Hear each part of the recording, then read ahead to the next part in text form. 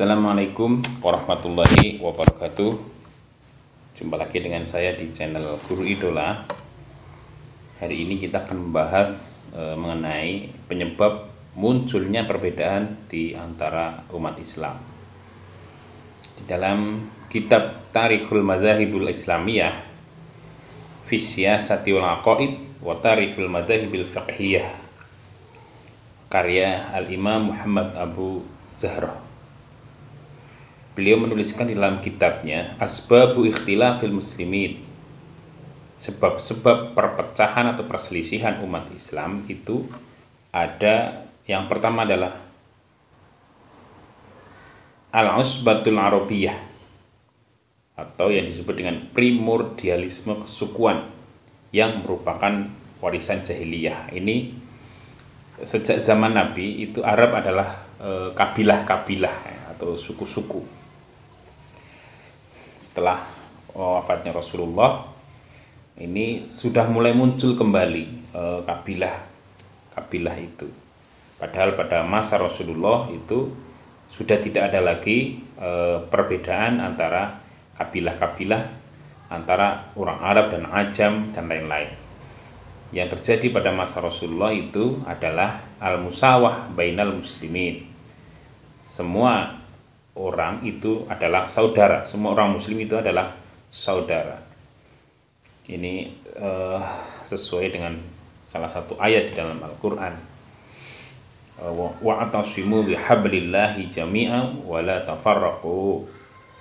Berpegang teguhlah kalian kepada tali atau agama Allah dan jangan saling bercerai-berai. Menurut Imam Muhammad Abu Zahrah, itu sebab-sebabnya yang pertama adalah al-isbatul arabiyah, al-isbiyatul arabiyah atau primordialisme kesukuan. Jadi muncul kembali antara Quraisy dengan non Quraisy, antara Badui dan lain-lain, semuanya muncul mencuat pada masa begitu Rasulullah wafat. Itu sebab pertama mengapa umat muslim itu terpecah. Kemudian yang kedua, at-tanazu' anil khilafah. At-tanazu' itu artinya perebutan di dalam kepemimpinan atau menjadi khalifah. Ini sebab kedua, kita bisa menyaksikan pasca sahabat Ali atau pasca Khulafaur Rasyidin, atau dimulai sejak eranya Utsman bin Affan, itu sudah mulai terjadi perebutan antara kabilah tadi. Kabilah-kabilah ini kemudian ingin menguasai atau ingin menjadi khalifah atau amirul mukminin pada umat Islam. Kemudian yang sebab ketiga adalah mujawaratul muslimin likasirim min ahli diyanatil qadimah wa dukhuli ba'du milafil Islam, yang artinya persinggungan dengan agama-agama selain Islam, di mana kebanyakan yang lama, agama-agama yang lama itu kehilangan pengikutnya karena masuk Islam. Ini kemudian menjadi salah satu sebab agama-agama lain membenci agama Islam. Kemudian yang selanjutnya, tarjamatul falasifah atau penerjemahan filsafat dari Yunani ke Arab. Ini menurut mengkaji permasalahan yang sulit dipahami oleh akal. Ini menjadi sebab karena masuknya filsafat ke dalam Islam ini kemudian memecah konsentrasi atau membuat sekte-sekte, di mana munculnya Mu'tazilah ini disebabkan karena banyaknya masuk faham-faham atau filsafat dari Barat, dari Yunani, yang kemudian menimbulkan perdebatan. Kita bisa mengikuti Ibnu Rushd membuat Al-Falasifah, kemudian Imam Ghazali membuat Tahafutul Falasifah. Ini bukunya.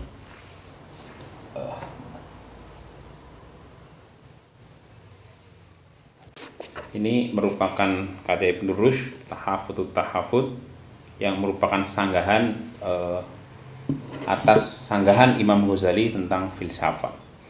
Nah, gara-gara filsafat ini masuk ke dunia Islam dan pembahasannya, menurut Al-Imam Muhammad Abdul Zahra menjadikan banyak perselisihan di antara kaum muslim.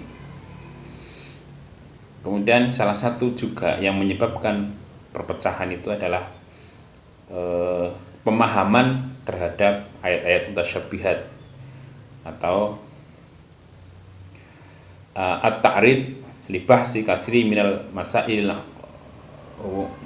ghamidah, ya. Kemudian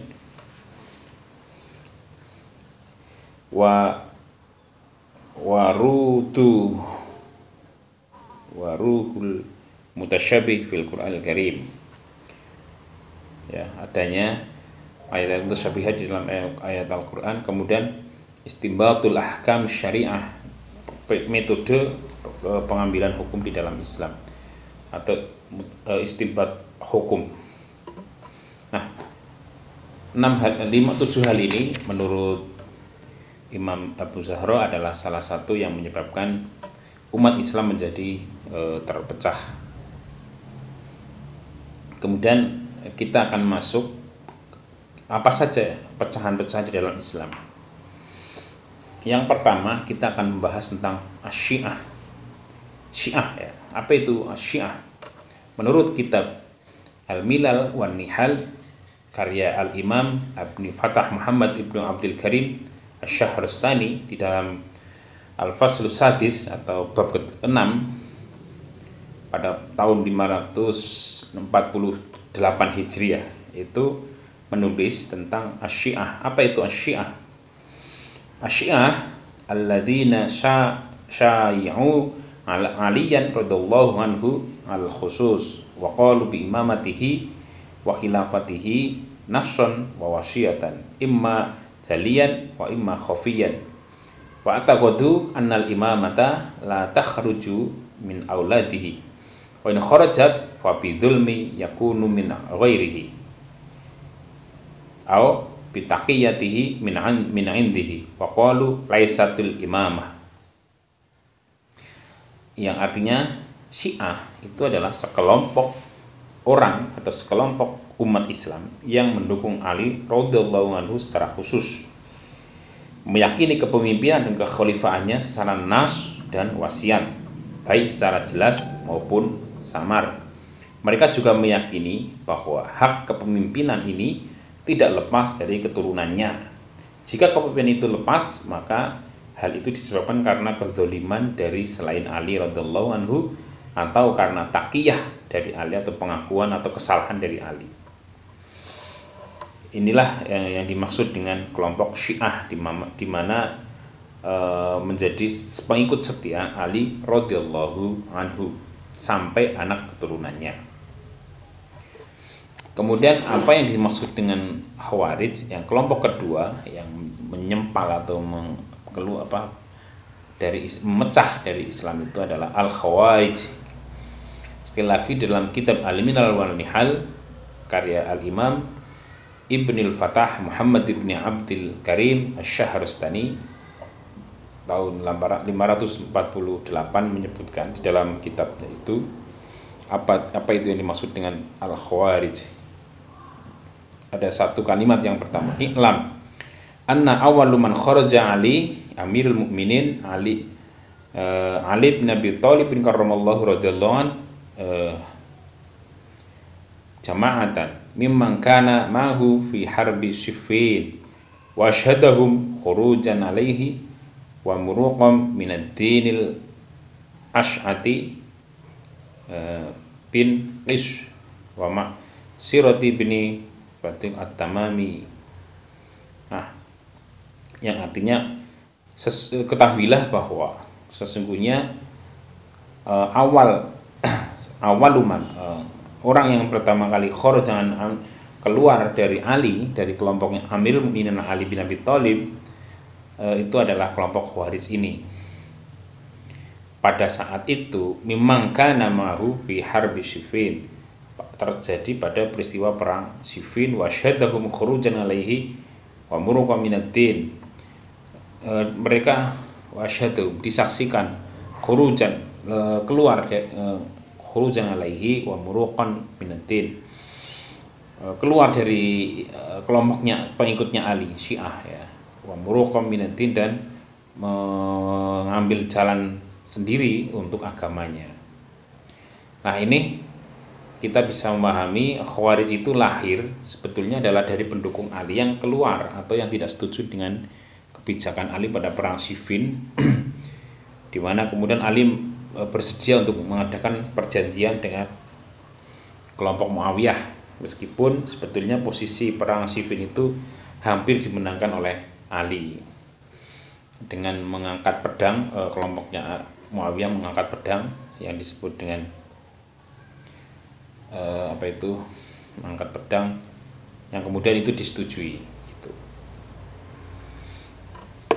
Secara bahasa, Khawarij ini adalah bentuk jamaah dari Kharijah, artinya kelompok yang menyempal.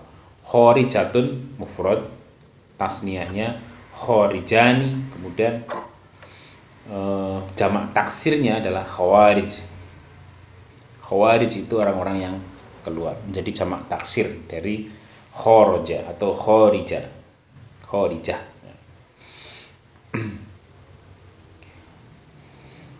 Secara istilah, orang-orang yang menyatakan keluar dari kepemimpinan Ali bin Abi Thalib setelah peristiwa tahkim ya, tadi yang mengangkat pedang itu peristiwanya namanya tahkim atau arbitrase.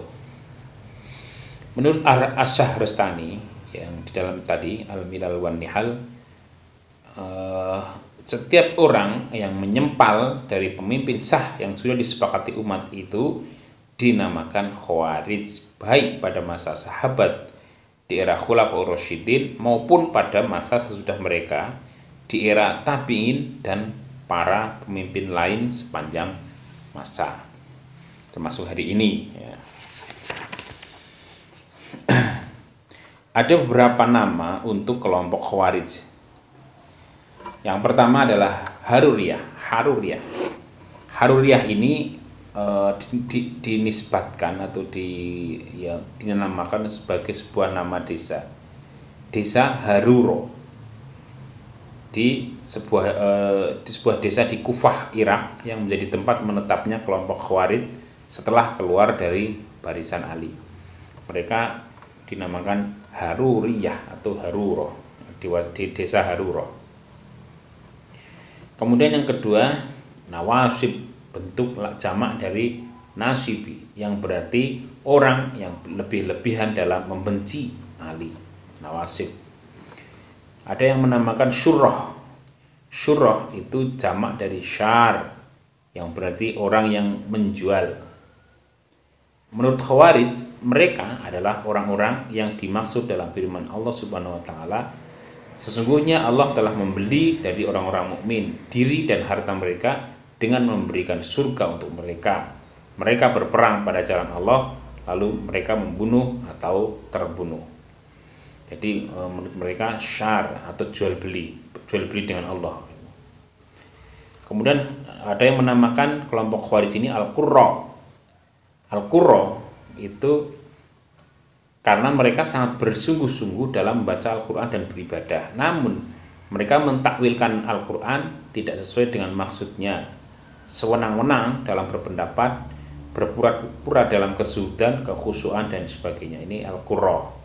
Ada yang menyebutnya Al-Qurra. Ya, ini tadi kita sudah membahas tentang kelompok Khawarij. Selanjutnya akan dibahas tentang kelompok Mu'tazilah, yaitu berasal dari kata i'tazala yang artinya memisahkan diri. Istilah ini diambil berdasarkan sejarah awal kemunculan kelompok ini, yakni sejak pemisahan diri tokoh Mu'tazilah yang bernama Wasil bin Atha dari Majelis Hasan al-Basri. Kelompok ini biasa disebut pula dengan Ashabul Adl wat Tauhid atau penyokong keadilan dan monoteisme, dan sering dijuluki dengan kelompok Qadariyah atau Adliyah. Mu'tazilah ini. Jadi nama Qadariyah itu adalah sifat dari kelompok Mu'tazilah. Qadariyah ini pada intinya adalah mendewakan akal atau meyakini bahwa manusia itu punya kekuasaan lebih, punya bisa menentukan nasibnya sendiri, dan peran Tuhan, peran Allah itu hanyalah sebagai pencipta. Ini Qadariyah yang menjadi nalar atau cara berpikir dari kelompok-kelompok Mu'tazilah. Nah, kemudian ada yang terbaru itu adalah Salafi. Salafi ada beberapa, ada Salafi Yamani, ada Salafi Haraki. Salafi Yamani adalah para dai Salafi, alumni Madrasah Salafiyah Muqbil bin Hadi Al-Wadi pada tahun 2002 yang terletak di desa Damaj, kota Sa'dah, Yaman, beserta pihak-pihak lain dari kalangan dai atau penuntut ilmu yang sepakat dengan metode dakwah Muqbil. Mereka menolak metode pergerakan karena dianggap bid'ah dan merupakan praktik fanatisme atau hizbiyah. Ini mereka tidak setuju dengan pergerakan. Kemudian yang kedua, Madrasah Salafiyah di Yaman terkenal paling keras sikapnya terhadap ahlul bid'ah dan kelompok-kelompok menyimpang. Madrasah Salafiyah di Yaman itu berbeda dengan Madrasah Salafiyah di Indonesia. Madrasah Salafiyah di Indonesia itu didirikan oleh Nahdlatul Ulama. Cara berpikirnya itu sudah menyesuaikan mengikuti Madzhabil Arba'ah, kemudian Ahlus Sunnah wal Jamaah. Beda dengan Salafi di Yaman. Kemudian yang kedua adalah Salafi Haraki. Apa itu Salafi Haraki? Salafi Haraki itu adalah kelompok yang menggunakan metode pergerakan dalam berdakwah. Disebut pula Sururi atau Sururiyah, diambil dari nama perintis Salafi Haraki, yakni Muhammad Surur bin Nayef Zainal Abidin, seorang mantan tokoh Ikhwanul Muslimin asal Suriah yang pernah tinggal di Arab Saudi. Ini perbedaan antara Salafi Yamani dengan Salafi Haraki. Mana yang masuk ke Indonesia itu adalah Salafi Yamani. Jadi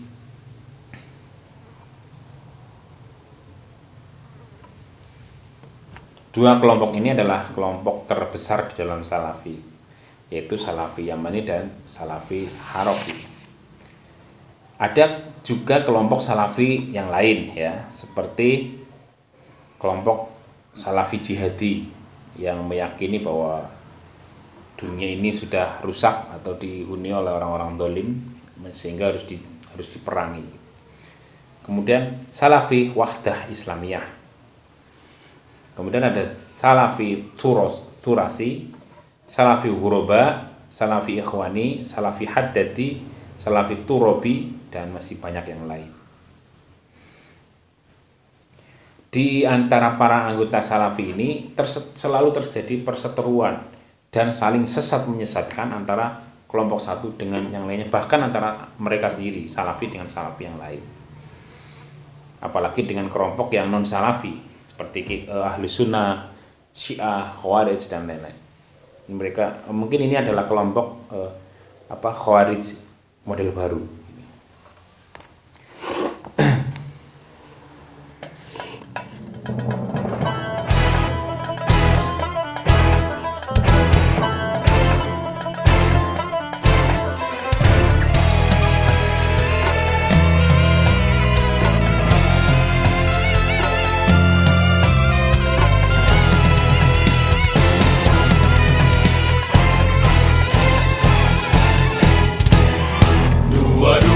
Oktober 45, resolusi jihad panggilan jiwa, santri dan ulama tetap setia, berkorban pertahankan Indonesia. Saat ini kita telah merdeka, mari teruskan perjuangan ulama, berperan aktif dengan dasar Pancasila, Nusantara tanggung jawab kita. Hari santri, hari santri, hari santri, hari santri, bukti cinta.